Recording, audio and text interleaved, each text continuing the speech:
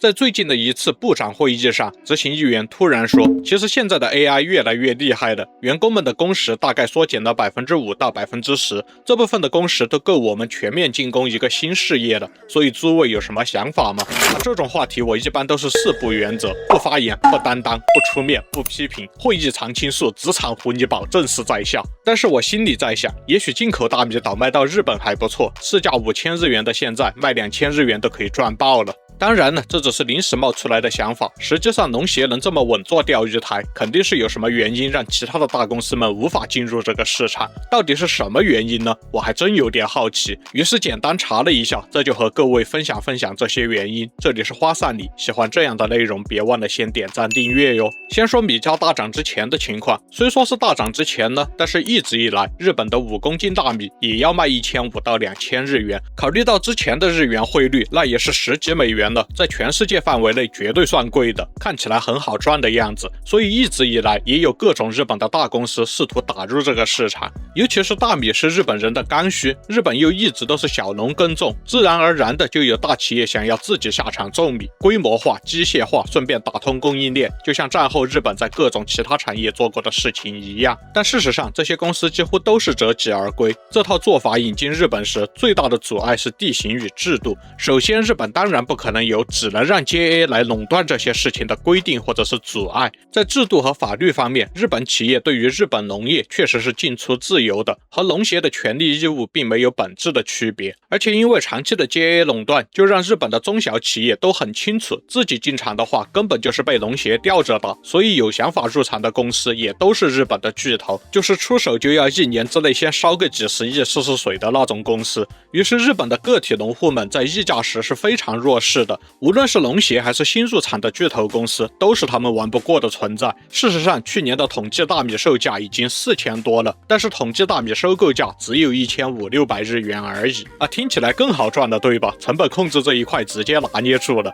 但是事實上，其實沒有什麼降低成本的空間了。所謂的農業工業化，在日本完全就是不現實的，因為日本本身就是多山地形和複雜氣候，農地自然就小而分散，不像玩大規模農業的那些國家有廣闊的平原。也許千葉、名古屋、新潟這些地方有部分的農田可以嘗試大規模農業，但是說到底也不足以支撐起現代大企業事業部所需要的利潤率。而且日本不同層級政府之間的關係其實有點聯邦制的痕跡，地方規制的力量也挺強的，所以農村裡就是一小塊一小塊的家庭農田，這些農田依賴幾百年前就開始使用的水路網，靠地區農家共同管理。地方共同體既不想向大勢力讓步，也不想幫大勢力協調這些共同管理組織，那企業能做的就只有局部規模化，吃不到大規模基礎設施的紅利。當然，就算買下了所有土地，並且成功的完成了管理組織和基礎設施的重建，真正的田地勞動也還得繼續靠當地的農家。而 OECD 統計了日本這些農民的平均年齡已經69歲了，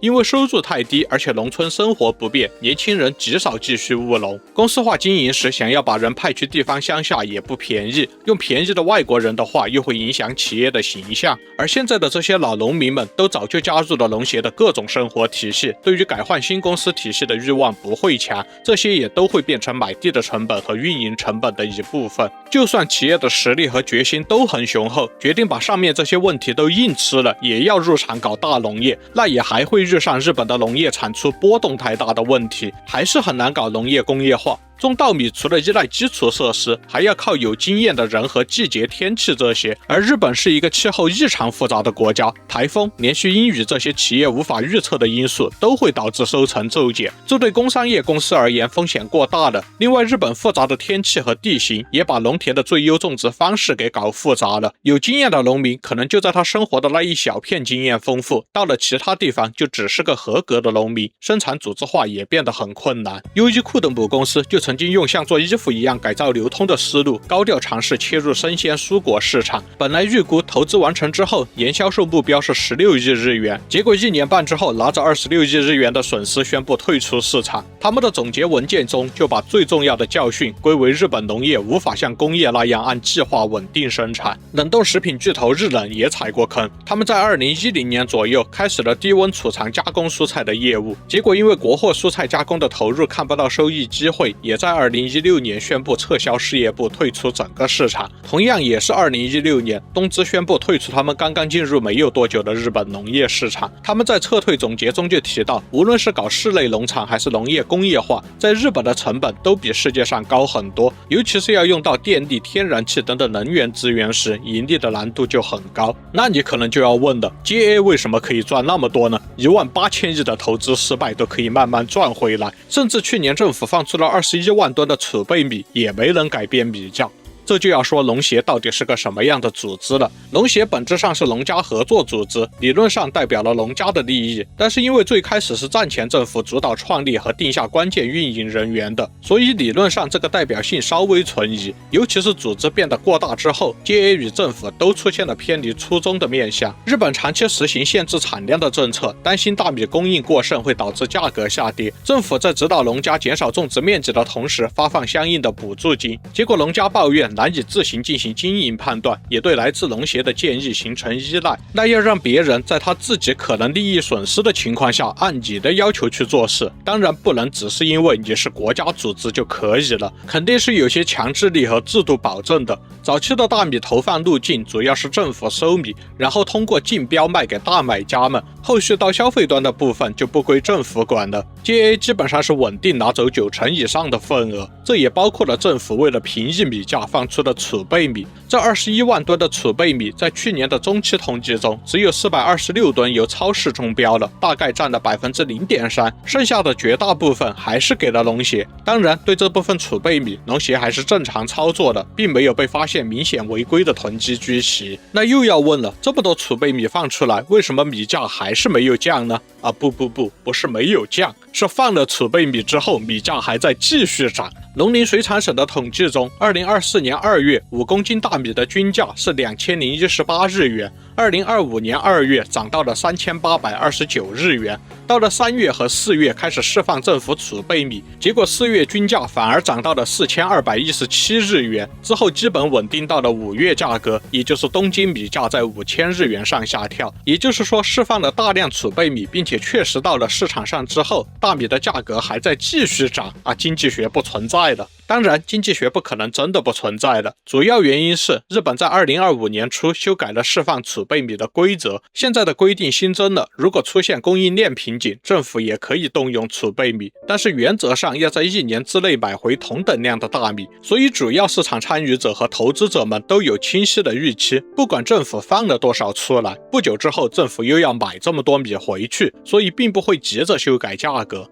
而且放出来的儲備米本身就不會立刻到消費端，還有精米、分裝、運輸、陳列等等步驟，這些時間拖一拖，他們大批量上市的時候，政府也差不多該回賣大米了。當然，政府也不是冤大頭，發現這個情況怨聲載道之後，又修改了規定，政府改用定向直接合同，把儲備米更直接的出售給零售商，並且把價格固定在5公斤2000日元上下，也放出風聲，計劃把放出的儲備米的補庫存期限拉長。這一波之後，買到的儲備米的觀眾，我相信還是不少的，但整體米價還是沒有降，這又是為什麼呢？畢竟不管是儲備米還是市場米，大頭都是 JA 在賣。儲備米它不能決定賣多少，只能進行時間操作，但是市場米要賣多少，基本就是它來決定了。事實上，如果 JA 想要靠囤積居奇來控制米價的話，那麼只要放出的儲備米的量沒有超過它計劃的日本市場上大米的總量，那它就可以控制。那你又要問了，只要农林省上調明年的大米產出計劃，不就讓 JA 必須上調收購成本預期和供應量預期了嗎？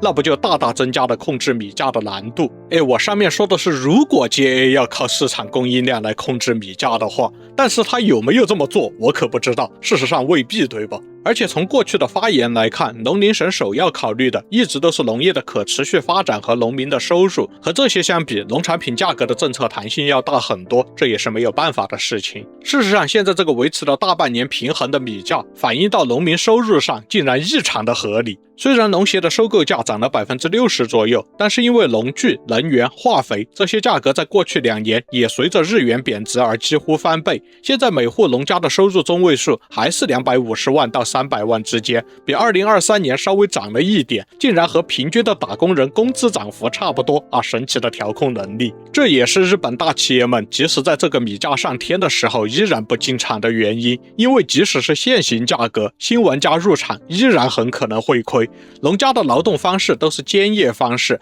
沒有嚴格按時薪計算勞動，家人幫忙也是不計成本，就這樣他們的收入才250萬到300萬。事實上，農業收入只佔了其中的120萬左右。公司經營的話，勞動成本可絕不可能繼續壓低了。日本的農業體系，某種意義上就是靠農家的犧牲來維持的。企業按照商業邏輯去做，就很難盈利。大企業要想進場盈利，終究還是要靠規模化農業，而進場搞規模農業的大企業，失敗的案例太多了。去年還有不少公司進行了用进口大米切入市場的嘗試，現在這麼做的規模也小了很多。政府制定進口大米關稅時，要考慮糧食安全、外交因素、日本人的口味以及穩定供應的可能性，終究是把這些进口米的終端價格控制到了日本米的80%左右。對於想省錢的消費者而言，這是一個沒有買到儲備米時的次優選擇。對於公司而言，盈利規模的想象不大，反而不可控性很大，因為你不知道政府什麼時候會放出多少儲備米。